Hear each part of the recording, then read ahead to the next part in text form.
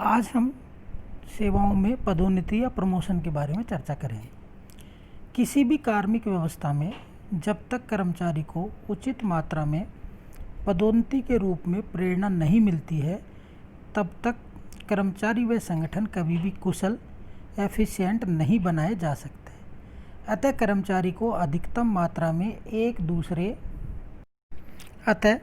कर्मचारियों को अधिकाधिक मात्रा में एक पद से दूसरे उच्च पद पर पदोन्नति के अवसर देना अत्यंत आवश्यक है। कर्मचारियों का दिल खोलकर कार्य करने का एक कारण यह है कि उचित समय पर एक पद से उच्च पद पर उनकी पदोन्नति होगी। अतः कार्य कुशलता को बनाए रखने का एक तरीका पदोन्नति भी है। इसी कारण सुविकसित व सुसंगठित पदोन्नति नीति का होना अत्यंत आवश्यक माना गया है। परंतु केवल योग्य, उपयुक्त व ईमानदार व्यक्तियों को ही पदोन्नति के अवसर प्रदान करने चाहिए। न्याय और समान व्यवहार के आधार पर की गई पदोन्नतियां सदैव लोक सेवकों के सर्वोच्च हितों के अनुसार होती है। पदोन्नति की एक गलत नीति समस्त संगठन में कोलाहल उत्पन्न कर सकती है। इस तरह अधिकारियों का मनोबल व नैतिक स्तर क्षीण हो जाता है। अतः निजी स्वार्थों के आधार पर पदोन्नति नहीं करनी चाहिए, अन्यथा सेवाओं में भ्रष्टाचार व रिश्वतखोरी का बोलबाला हो जाएगा और सेवाओं में अनुशासन समाप्त हो जाएगा, जिससे समस्त प्रशासन में निराशा, कुंठा व शिथिलता आ जाती है। पदोन्नति का अर्थ, मीनिंग ऑफ प्रमोशन। यहाँ प्रारंभ में यह बात स्पष्ट करना उचित होगा कि वेतन में सालाना वृद्धि पदोन्नति नहीं है। वह तो स्वाभाविक रूप से उस कर्मचारी को सामान्यता मिलती ही है।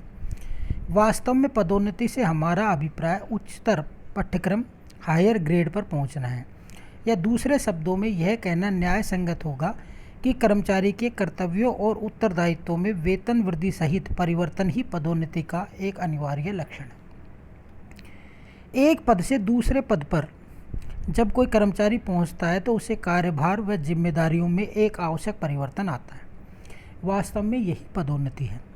उदाहरण स्वरूप, अगर एक तहसीलदार को मजिस्ट्रेट, बीडीओ या सहायक जिलाधीश नियुक्त किया जाता है तो यह उस व्यक्ति के कर्तव्यों और उत्तरदायित्व में परिवर्तन समझा जाएगा। साथ ही उसे उच्चतर पदक्रम, हायर ग्रेड भी प्राप्त होता ही है। पदोन्नति से हमारा तात्पर्य है कर्मचारी की पद संबंधी स्थिति में वृद्धि करना तथा इसके साथ ही उसे अधिक बड़े व कठिनतर दायित्व का सौंपा जाना। पदोन्नति से आशय यह भी है कि निम्न श्रेणी से उच्च श्रेणी के पद पर उन्नत होना और उसी के साथ कर्तव्यों और दायित्वों में भी वृद्धि होना। Doctor LD. वाइट के अनुसार पदोन्नति का अर्थ है एक पद से किसी दूसरे ऐसे पद पर नियुक्त होना जो उच्चतर श्रेणी का है तथा जिसमें कठिनतर प्रकृति एवं अधिक बड़े दायित्व का कार्य करना पड़ता है। इसमें पद का नाम भी बदल जाता है तथा प्राय वेतन में वृद्धि हो जाती है। विलोबी के अनुसार वेतन वृद्धि का अर्थ केवल यह है कि कर्मचारी के वर्तमान पद या उसके कार्य की प्रकृति में कोई बदलाव किए बिना उसे वेतन में भी वृद्धि कर दिया है।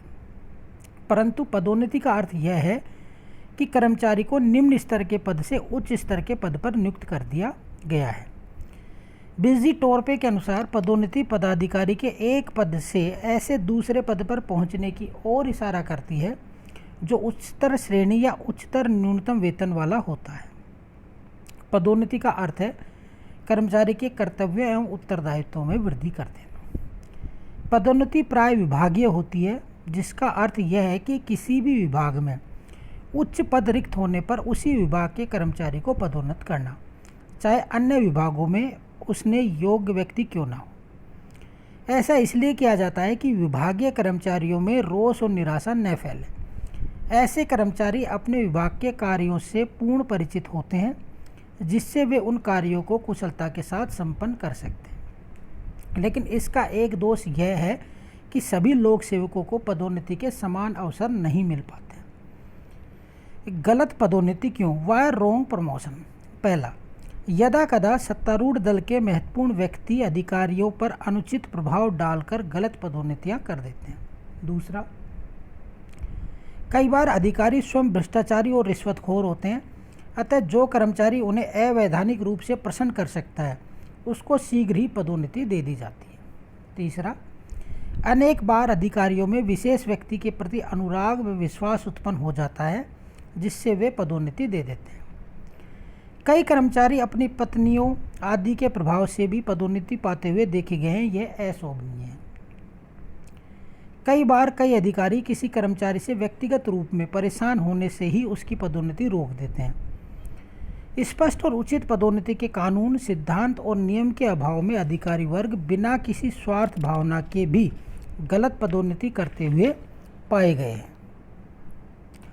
उपरोक्त विचार विमर्श हमें इस बात के लिए उत्साहित करता है कि लोक सेवकों के विस्तृत हित में एक सुसंगठित व सुव्यवस्थित पदोन्नति की नीति का होना नितांत या अत्यंत आवश्यक है, जिससे कि एक इस प्रकार की हरकतें समाप्त नहीं की जा सके तो कम से कम न्यूनतम अवश्य की जा सके। अगर पदोन्नति से संबंधित निम्न बातें ध्यान में रखी जाएं तो अवश्य ही एक सुदृढ़ पदोन्नति की नीति का निर्माण हो सकता है। पहला, संपूर्ण लोक सेवा के विभिन्न पदों का उनके कर्तव्यों व उत्तरदायित्व को दृष्टिगत रखते हुए उचित रूप से पद वर्गीकरण किया जाए। दूसरा, एक विशिष्ट प्रकार के कार्य जैसे आयकर इकट्ठा करने का कार्य आदि से संबंधित पदों को एक ही सेवा में वर्गीकृत करना चाहिए। तीसरा, प्रत्येक सेवा में पदों को पदों-सोपान के आधार पर जमाना चाहिए ताकि उच्च व अधीनस्थ कर्मचारियों में उचित संबंध स्थापित हो सके।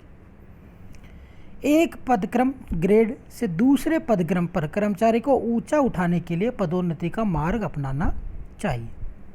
नेक्स्ट है, पदोन्नति का क्रम, उससे संबंधित नियम व कानून स्पष्ट रूप से पूर्व निर्धारित होने चाहिए, जिससे कि पथभ्रष्ट अधिकारी को गलत पदोन्नति करने का अवसर प्राप्त न हो।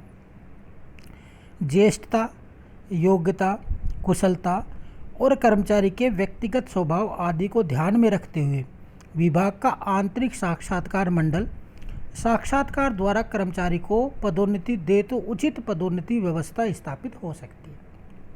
और लास्ट है, साधारणतः पदोन्नति के लिए कर्मचारी की पात्रता का क्षेत्र केवल उन व्यक्तियों तक ही सीमित रहना चाहिए जो कि उस सेवा में हैं या अधिक से अधिक उस सेवा से संबंधित हैं। अनुभव प्राप्त व्यक्तियों को ही आमतौर पर पदोन्नति होनी चाहिए। यद्यपि इस प्रणाली में पदोन्नति का पात्रता क्षेत्र अवश्य सीमित हो जाता है, लेकिन कर्मचारियों का मनोबल ठीक रखने के लिए यही उचित है। Thank you. आगे इसमें पदोन्नति से संबंधित समस्याएं। पदोन्नति की दो प्रमुख समस्याएं। पहला, पदोन्नति के सिद्धांत ज्येष्ठता बनाम योग्यता, और दूसरा योग्यता को आंकने की विधि। पहला देखते हैं पदोन्नति के सिद्धांत। प्राय कर्मचारी वर्ग ज्येष्ठता के सिद्धांत को श्रेष्ठ समझते हैं। किसी विशिष्ट पदक्रम में पदोन्नति करते समय इस सिद्धांत के अंतर्गत कर्मचारी की पदोन्नति इस सिद्धांत पर की जाती है कि उसकी सेवा की अवधि अन्य कर्मचारियों से अधिक है। इस सिद्धांत के निम्न लाभ हैं। पहला, यह सिद्धांत व्यक्ति निरपेक्षता ऑब्जेक्टिविटी पर आधारित है।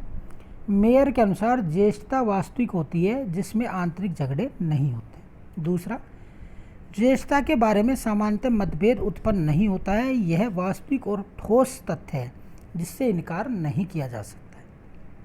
तीसरा, इससे पदोन्नति के अवसर सभी को समान व उचित रूप से अपने आप मिल जाते हैं। चौथा, यह व्यवस्था न्यायोचित होने के कारण कर्मचारियों का मनोबल ऊंचा होता है। पांचवा, यह सिद्धांत अधिक निश्चित है, अतः व्यक्ति सरकारी नौकरियों की ओर आकर्षित होते हैं और उसे जीवन वृत्ति सर्विस कैरियर के रूप में स्वीकार करते हैं। छठा है इसमें कर्मचारी का मनोबल उन्नत रहता है क्योंकि इसमें राजनीतिक हस्तक्षेप कम होता है, साथ ही पुराने कर्मचारी की प्रतिष्ठा की रक्षा होती है। और सातवां है, भारी व व्यक्तिगत हस्तक्षेप समाप्त हो जाता है। ज्येष्ठता सिद्धांत के दोष। इस सिद्धांत के अनुसार केवल ज्येष्ठ कर्मचारी को ही पदोन्नति मिलती है, लेकिन यह आवश्यक नहीं है कि ज्येष्ठ व्यक्ति ही सबसे अधिक योग्य हो। जबकि पदोन्नति अच्छे कार्य करने के लिए प्रेरणा के रूप में दी जाती है। पिफनर के अनुसार इस प्रणाली में गलत व अयोग्य व्यक्ति संस्था में भर जाते हैं। दूसरा, ज्येष्ठता का सिद्धांत कार्य को अच्छे ढंग से संपन्न करने के उत्साह की प्रतिस्पर्धा समाप्त कर देता है। यह युवकों में असंतोष फैलाता है। तीसरा है, शिथिल, क्षीण व अयोग्य कर्मचारी इस सिद्धांत का समर्थन करते हैं। यह योग्य व्यक्तियों के लिए अन्यायपूर्ण।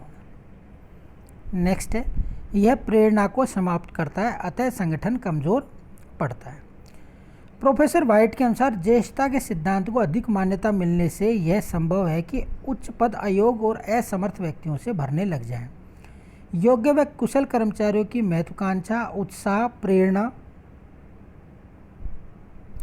और आत्मनिर्भरता इस सिद्धांत से कम हो जाएगी। वे अपने कार्य के प्रति उदासीनता प्रकट करेंगे।